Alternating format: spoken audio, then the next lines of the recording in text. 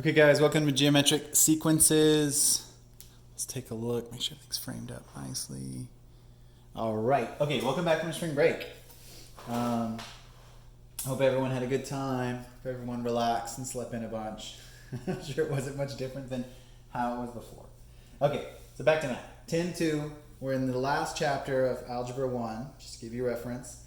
We're going to be talking about geometric sequences. Now this last chapter is all over the map. It's kind of everything else they wanted to teach you, just all kind of slammed into one chapter.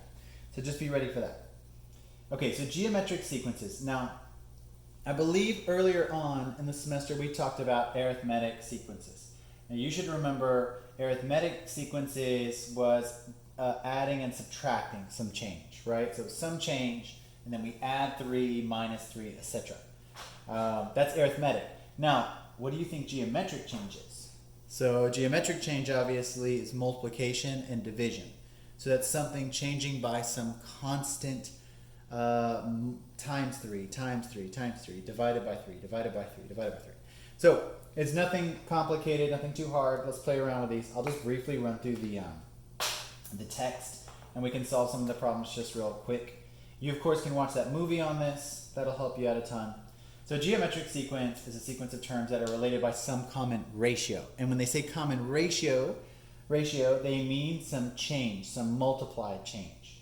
So for example, in the sequence below, it's a ratio of 3. So 2 times 3 is 6. 6 times 3 is 18. So each change, right, is multiplying by 3. Easy enough. And that's what you're going to try to draw out of these sequences. Let's look at example 1 real fast. So how is this changing? 4 times what is 8 times 2? 8 times what is 16 times 2? So that common ratio is 2, obviously. You can just look at it. Times 2, times 2, times 2. Here's another table down here. 1b. Here's 80, and now it's going down. Notice if it's getting smaller, it's obviously being divided, right, instead of being multiplied. So now this is 80 divided by what is 8? That's 10, right? Let's check the next one. 8 divided by 10 is 0.8. So what would the next value be? So it would be 0.8, and I can do this on a calculator if it's confusing to think about mental math. It would be 0.8. See if you can see that okay. I'll bring that in. It'd be 0.8 divided by 10. All right, change that. 0.08. Does that make sense? So what do we do? Now you can follow a pattern. This isn't going to write very clearly. But you can follow a pattern. If it's 80, 8.8, 0.08, what should the next one be? Well, we're just moving the decimal over one, right? Or over to the left. So it'd be 0.008, 0.0008. All right, I'm sure they just show that here. So here you go. 0.08, 0.008, and 0.0008. Pretty easy. Finding the values. Okay, so now to find the third term of the geometric sequence with common ratio of 5 and a first term of 6. So it says find the third term, and it says with a first term of 6, so it's 6 blank blank, and they want this third term. Cool, and it says a common ratio of 5, so 6 times 5 is what? 30, and 30 times 5 is what? So think 3 times 5 is 15 and a 0, 150. Hopefully that just makes sense to you. This is kind of like what you did when you were a little kid and they just set up spaces and you just figured out how it changed. But now they're just calling it things, right? They're being a bit more specific. Let's see. I think they asked another question. Did we get this right? So it was 30 and then 150. They didn't make a chart. So here's the next one. The third term of the geometric sequence is 100. So now they want us to go backwards. Cool. And they say the common ratio is 5. So this is divided by 5, divided by 5. Right? So divided by 5, divided by 5. So 100 divided by 5 is what? 20. 20 divided by 5 is 4. Easy peasy. Does that make sense? Hopefully. Okay, basketball application problem. A basketball rolls off a 10-foot tall hoop and bounces to the ground. Each bounce, the peak height of the ball decreases by a common ratio of 0.4, 40%. So That means it loses 40% of its energy, basically. And can be modeled by a geometric sequence. Cool, this makes total sense. So we have 10 feet initially, so it's like 10 feet, and then it loses 40% of that. So what would be the next bounce? So we drop the ball, and then it's only going to come back up how much? 60%, which is how much? Well, clearly 6, right? And then we do again, we need to lose 40% of 6. What's that going to be? So now it got a little bit more complicated. So the first one was easy. It was like 10 times I did 0.6, right? And I got 6. That was what remained. And then what's the next one? Now we need to do 6 times 0.6. And we should get what? 3.6? Does that make sense? I don't know how much they want us to do. So now, okay, how many bounces will it take before the ball bounces less than a foot high? So we need to keep going. I'll just keep those marks there. So now we have 3.6 times 0.6. What's that going to be? I'll switch over to a calculator. So let's go. 3.6 times 0.6 is 2.16. Cool. Hopefully you could see that. Cool. So that's the next one, 2.16. And let's do 2.16 times 0.6. Let's see what that comes out to be. So we're just going to say times 0.6 is going to be how much? 1.296. There we go. It's still over 1. Remember, we want to keep going until the ball is less than 1. Let me write this down.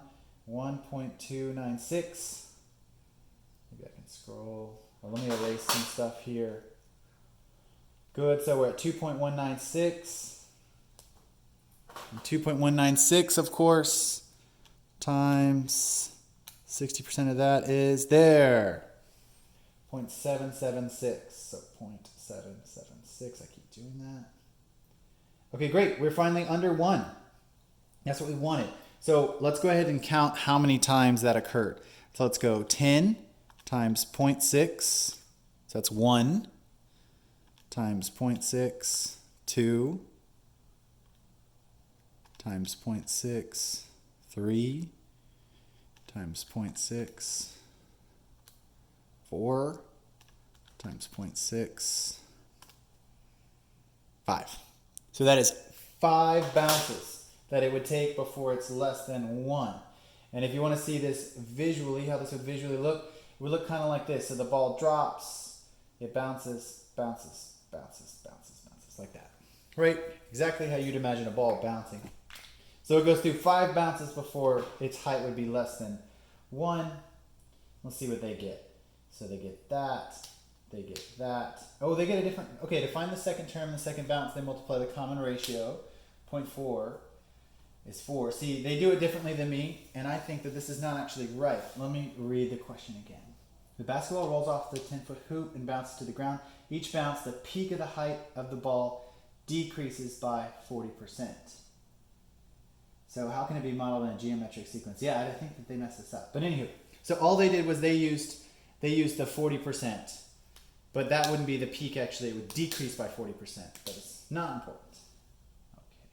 So moving on. Well, it's pretty. They just used 40% each time. I would have used 60. All right. Next up, let's jump into homework. Now, you guys next should go watch the video if you want. That'll be really helpful. I'm actually curious what they say in the video, how they explain that. All right. Here are some problems for us to solve. Make this nice and big.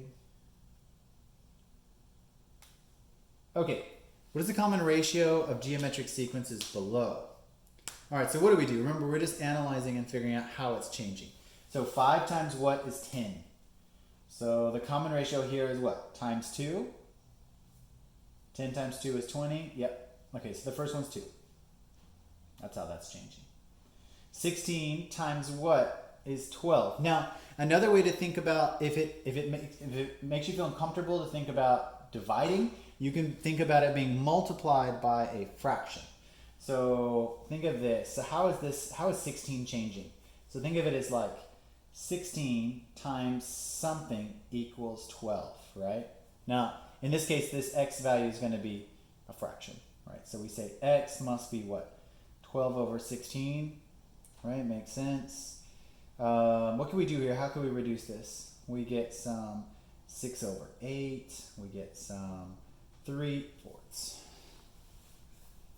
Right? Doesn't that make sense? Okay, so that means that it's being reduced by 3/4. Notice how we couldn't just think of it being divided by some number. It's actually being multiplied by a fraction. It's being multiplied by 3 and divided by 4. Okay, so that means that our common ratio is, of course, 3/4. Let's double check it, right? So that means R is 3 over 4. So let's look at the next one. So it says 12 times